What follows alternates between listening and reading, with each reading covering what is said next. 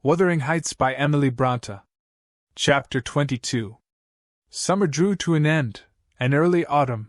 It was past Michaelmas, but the harvest was late that year, and a few of our fields were still uncleared. Mr. Linton and his daughter would frequently walk out among the reapers. At the carrying of the last sheaves they stayed till dusk, and the evening happening to be chill and damp, my master caught a bad cold that settled obstinately on his lungs, and confined him indoors throughout the whole of the winter, nearly without intermission. Poor Cathy, frightened from her little romance, had been considerably sadder and duller since its abandonment, and her father insisted on her reading less, and taking more exercise. She had his companionship no longer. I esteemed it a duty to supply its lack, as much as possible, with mine, an inefficient substitute, for I could only spare 2 or 3 hours from my numerous diurnal occupations to follow her footsteps, and then my society was obviously less desirable than his. On an afternoon in October, or the beginning of November, a fresh watery afternoon, when the turf and paths were rustling with moist, withered leaves, and the cold blue sky was half hidden by clouds of dark gray streamers, rapidly mounting from the west, and boding abundant rain, I requested my young lady to forego her ramble, because I was certain of showers. She refused, and I unwillingly donned a cloak, and took my umbrella to accompany her on a stroll to the bottom of the park, a formal walk which she generally effected if low-spirited, and that she invariably was when Mr. Edgar had been worse than ordinary, a thing never known from his confession, but guessed both by her and me from his increased silence and the melancholy of his countenance. She went sadly on. There was no running or bounding now, though the chill wind might well have tempted her to race. And often, from the side of my eye, I could detect her raising a hand, and brushing something off her cheek. I gazed round for a means of diverting her thoughts. On one side of the road rose a high, rough bank, where hazels and stunted oaks, with their roots half exposed, held uncertain tenure. The soil was too loose for the latter, and strong winds had blown some nearly horizontal. In summer Miss Catherine delighted to climb along these trunks, and sit in the branches, swinging 20 feet above the ground, and I, pleased with her agility and her light, childish heart, still considered it proper to scold every time I caught her at such an elevation, but so that she knew there was no necessity for descending. From dinner to tea she would lie in her breeze-rocked cradle, doing nothing except singing old songs, some my nursery laureate, to herself, or watching the birds, joint tenants, feed and entice their young ones to fly, or nestling with closed lids, half thinking, half dreaming, happier than words can express. "Look, miss!" I exclaimed, pointing to a nook under the roots of one twisted tree. "Winter is not here yet.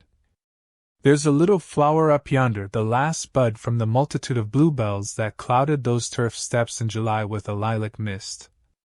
Will you clamber up, and pluck it to show to Papa?" Cathy stared a long time at the lonely blossom trembling in its earthy shelter, and replied, at length, "No, I'll not touch it, but it looks melancholy, does it not, Ellen?" "Yes," I observed, "about as starved and sackless as you. Your cheeks are bloodless. Let us take hold of hands and run. You're so low, I dare say I shall keep up with you." "No," she repeated, and continued sauntering on, pausing at intervals to muse over a bit of moss, or a tuft of blanched grass, or a fungus spreading its bright orange among the heaps of brown foliage, and ever and anon, her hand was lifted to her averted face. "Catherine, why are you crying, love?" I asked, approaching and putting my arm over her shoulder. "You mustn't cry because Papa has a cold. Be thankful it is nothing worse." She now put no further restraint on her tears. Her breath was stifled by sobs. "Oh, it will be something worse," she said. "And what shall I do when Papa and you leave me, and I am by myself? I can't forget your words, Ellen. They are always in my ear. How life will be changed, how dreary the world will be, when Papa and you are dead." "None can tell whether you won't die before us," I replied. "It's wrong to anticipate evil.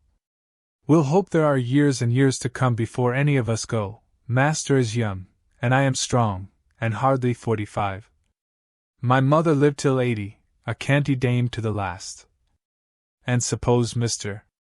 Linton were spared till he saw 60, that would be more years than you have counted, Mississippi. And would it not be foolish to mourn a calamity above 20 years beforehand? But Aunt Isabella was younger than Papa, she remarked, gazing up with timid hope to seek further consolation. Aunt Isabella had not you and me to nurse her, I replied.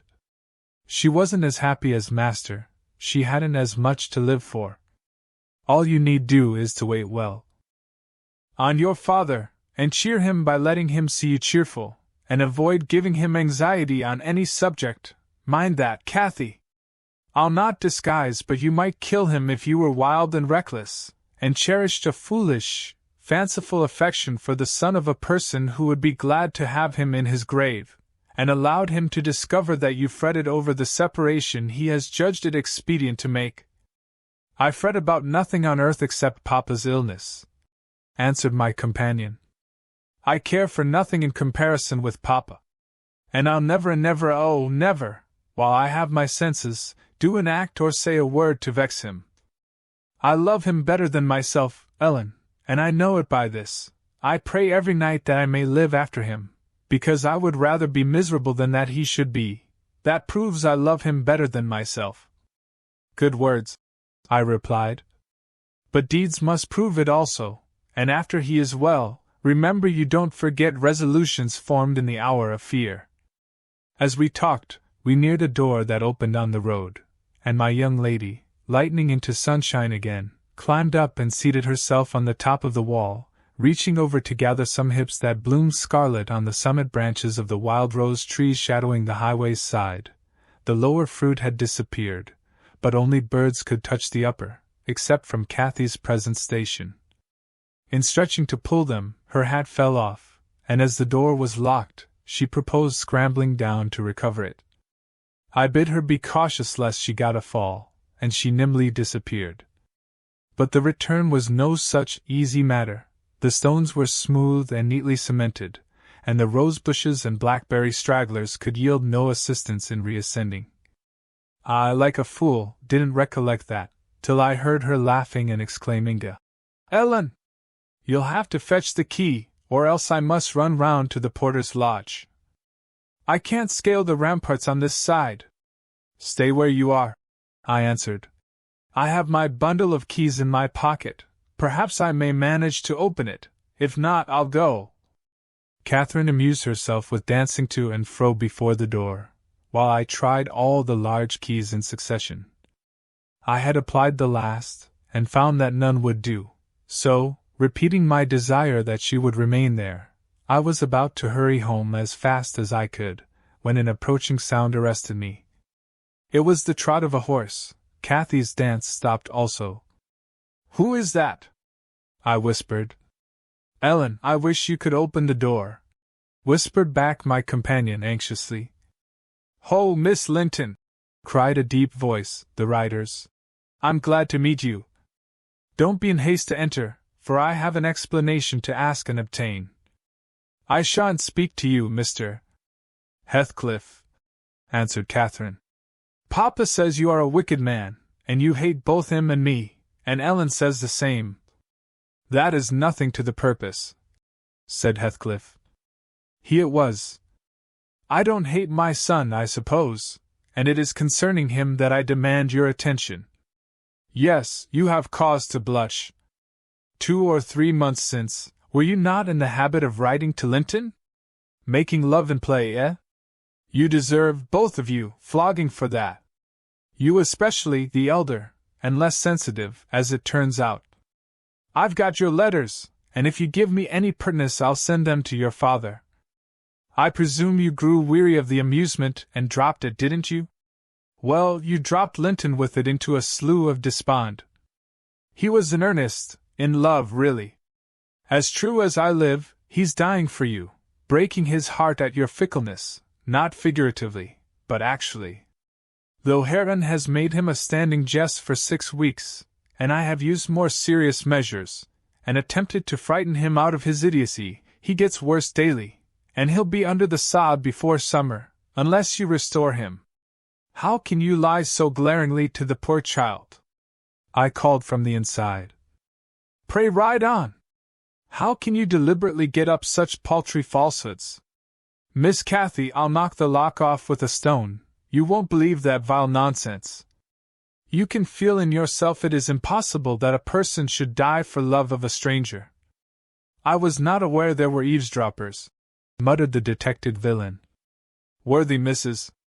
Dean, I like you, but I don't like your double-dealing," he added aloud. "How could you lie so glaringly as to affirm I hated the poor child? And invent bugbear stories to terrify her from my door-stones?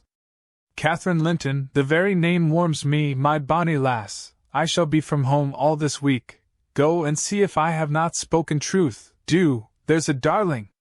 Just imagine your father in my place, and Linton in yours. Then think how you would value your careless lover if he refused to stir a step to comfort you, when your father himself entreated him, and don't, from pure stupidity, fall into the same error. I swear, on my salvation, he's going to his grave, and none but you can save him." The lock gave way and I issued out. "I swear Lint on is dying," repeated Heathcliff, looking hard at me. "And grief and disappointment are hastening his death. Nellie, if you won't let her go, you can walk over yourself. But I shall not return till this time next week, and I think your master himself would scarcely object to her visiting her cousin." "Come in," said I, taking Cathy by the arm and half forcing her to re-enter, for she lingered, viewing with troubled eyes the features of the speaker, too stern to express his inward deceit. He pushed his horse close, and bending down, observed, "Miss Catherine, I'll own to you that I have little patience with Linton, and Hareton and Joseph have less. I'll own that he's with a harsh set. He pines for kindness, as well as love, and a kind word from you would be his best medicine. Don't mind Mrs. Dean's cruel cautions, but be generous, and contrive to see him. He dreams of you day and night, and cannot be persuaded that you don't hate him, since ye either write nor call." I closed the door, and rolled a stone to assist the loosened lock in holding it, and spreading my umbrella, I drew my charge underneath, for the rain began to drive through the moaning branches of the trees, and warned us to avoid delay.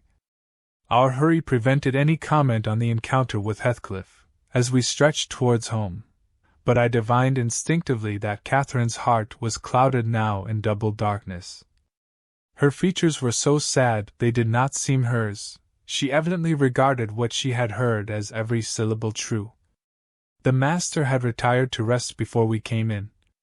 Cathy stole to his room to inquire how he was. He had fallen asleep.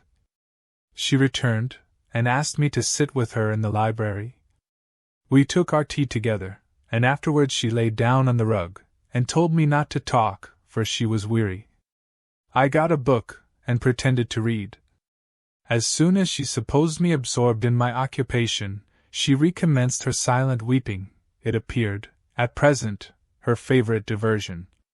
I suffered her to enjoy it a while, then I expostulated, deriding and ridiculing all Mr. Heathcliff's assertions about his son, as if I were certain she would coincide. Alas! I hadn't skill to counteract the effect his account had produced.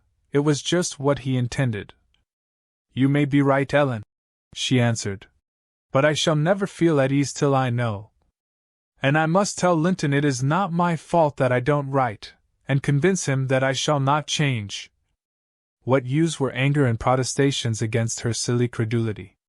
We parted that night a hostel, but next day beheld me on the road to Wuthering Heights, by the side of my wilful young mistress's pony. I couldn't bear to witness her sorrow, to see her pale, dejected countenance, and heavy eyes, and I yielded, in the faint hope that Linton himself might prove, by his reception of us, how little of the tale was founded on fact.